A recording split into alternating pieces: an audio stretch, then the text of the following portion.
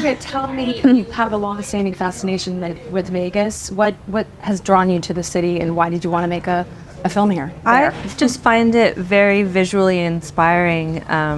Maybe it is the lights and just the sparkle of it all, but there is something very symbolic to it that I can't quite place what it is that I just find very interesting, and I can't imagine what it is like to live there. So it was such a fun world to dive into and explore kind of that livelihood, having that backdrop of everything that's kind of luring you to, I don't know, spend money and entertainment. How did you end up specifically exploring the world of showgirls? I know, Kate, that you spent time with some showgirls in Vegas, but how did you end up doing that? Gia read my play that was about this whole, it was The Last Showgirl, but the play of it. She read it back in 2000, and we both sort of shared this fascination with Las Vegas, and I think that part of it is the iconic American sort of city that feels so otherworldly and unique, and like magical things happen there and terrible things happen there, and you don't know which one is going to befall you. Yeah, I feel like I shared my play with her, and she called me 2 years later and was like, "Want to make a movie?" Yeah, I mean, I really wanted to make a movie in an intimate way, and so much of this movie involves like close friends and family, and I absolutely loved Kate's play, and it was such, a world that I didn't know about too much, and she really studied with the actual Jubilee dancers during the years of its closing days, and just to know the artistry of that world, I had no idea, and the lengths of the costumes and the sets and the production value is so different than what we kind of deal with today, and kind of seeing that shift in art as well, in every medium.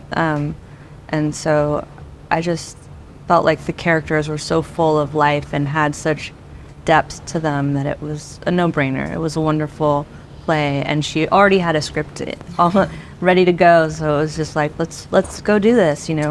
She's my cousin. My other cousin produced it. My mom did the costumes. My aunt was the script supervisor. Oh, wow. It was a full family affair. Yeah. And now we're all family. Yeah. That's amazing. Tell me a little bit. It feels like this part was sort of created in a lab for Pamela to play in the best kind of way. It feels like a really ideal. Can you talk a little bit about sort of your personal connection to it and to playing Shelley? Well, I mean, I just always think, I love Vegas too, and I always think when I'm in Vegas, like, there's so many people that are living here making this happen, and those are the stories we really don't get to see. And you always wonder what draws you to Vegas, what's the seductive qualities of Vegas, and there's just so much pain and suffering and, blood, sweat, and tears. And of course I resonate with the character, Shelley. I mean, I feel like timing is everything. I think at this point in my life, to do something like this, just my age, my experience, and to have the opportunity was very, I don't know, just felt like fate in some strange way. And it just, I don't know, you guys had the idea to have me in the film, and it was such a blessing, because I feel like I've never really been able to do something at this magnitude or level of commitment, or even just applying myself to something like this. It was just timely. Yeah. I still can't believe it's happening. I still can't believe I saw it last night for the first time. Right. I'm still shaking. Yeah. I'm just like, it just feels like a dream. It felt like a dream shooting it. It felt like a dream seeing it. And it just, the relationships we all have together are very authentic and real. But then the movie, it was like a movie family. And then, I'm just experiencing this for the first time too. Just this level of people and talent and commitment and everything. It's addictive. It's something I just want to continue doing. I just feel like this is just the beginning. Like I'm just loving it. Yeah. You said, I think that you spent your whole life preparing for this role. Yeah. I don't think I could have played this role if I didn't have the experiences I had to draw from. And I mean, you kind of look at your life as a gift if it's good and bad, and especially as an actress, you get to use all that in the roles you play, and every movie is a healing experience. I mean, this was therapy. Wasn't it? It was therapy, I think, for all of us, right? It was, and we just kept rooting each other on and working as hard as we can. It was funny because everybody works differently. I had my head in the corner, like, focusing, and they were, everyone has this kind of interesting way of working. I was just fascinated by the whole process. It was, and then with, and the dark side of glamour. Yeah. And the pain and how we outgrow it, but we don't want to, and we don't really have a plan B. It's like, oh, we're living this life, and it's like, we don't have a plan B, and we're trying to raise kids, and everyone has great intentions when they have children, and we all do the best we can with the tools we have, which is in the script and in the movie, and those relationships don't get to be seen, and I just loved her, vulnerability and trying to do the best she can. Like, even I know it's kind of impossible to believe that you would just give away your child, but you knew that would be better for them. And you only had so much to give, and you just thought, oh, that's the best thing that I know what to do. And it was really heartbreaking and really wonderful. Yeah. Well, so much of it is about the tension between the way Shelley perceives herself as an artist and the way that other people perceive her as a woman, as a mother, as all of these things. And I wondered if all of you could speak to this, sort of the tension between being women and being artists and the conflict there. I mean, it must be difficult. Well, I think that's like one of the biggest struggles for humans, but especially women in general, is family-work balance. And I think the interesting thing that I love about the story that Kate wrote is that you're seeing, these different generations of women trying to figure that out in a very crucial time in their life.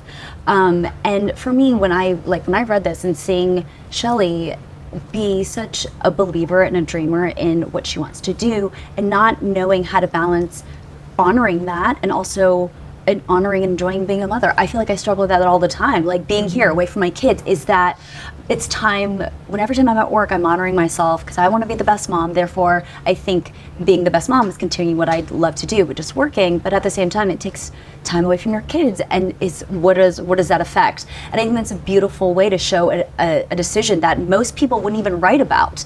You know what I mean? And the fact that Shelley really does believe that she's making the right decision, I think is fascinating and beautiful to sort of watch unfold, and then to see the consequences of that.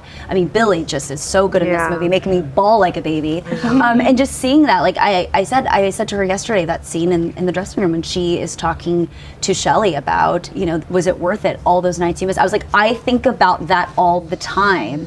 And so for me, I just love that all these women, I feel like everybody can find one of these characters or something they're going through and relate to it. It's just such a relatable, universal story. It's about I think this movie in a lot of ways is like about the decisions that you make throughout your life, and then the consequences.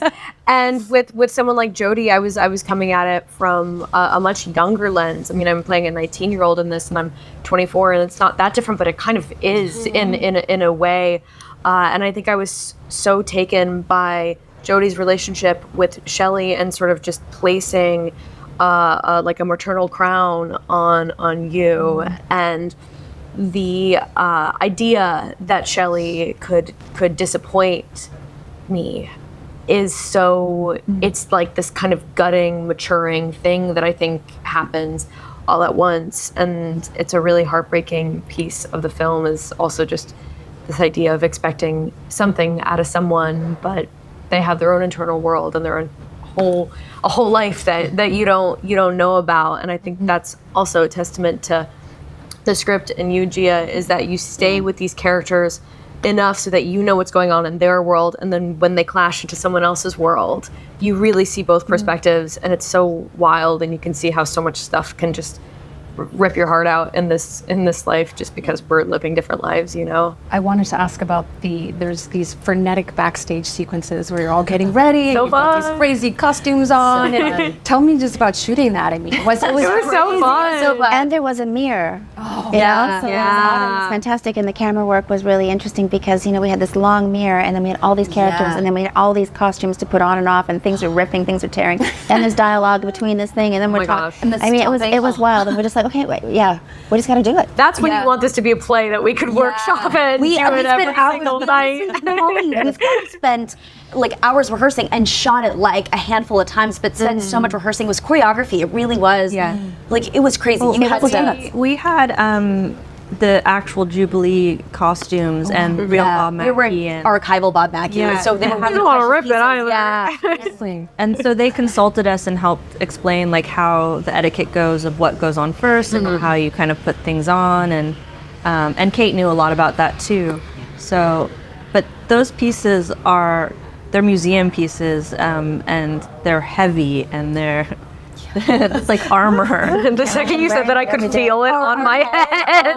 That the balance of that headpiece, watching the movie back, going up and down those stairs and down those hallways with those pieces. It was, honestly, it was very choreographed. Like those hallways were so tiny.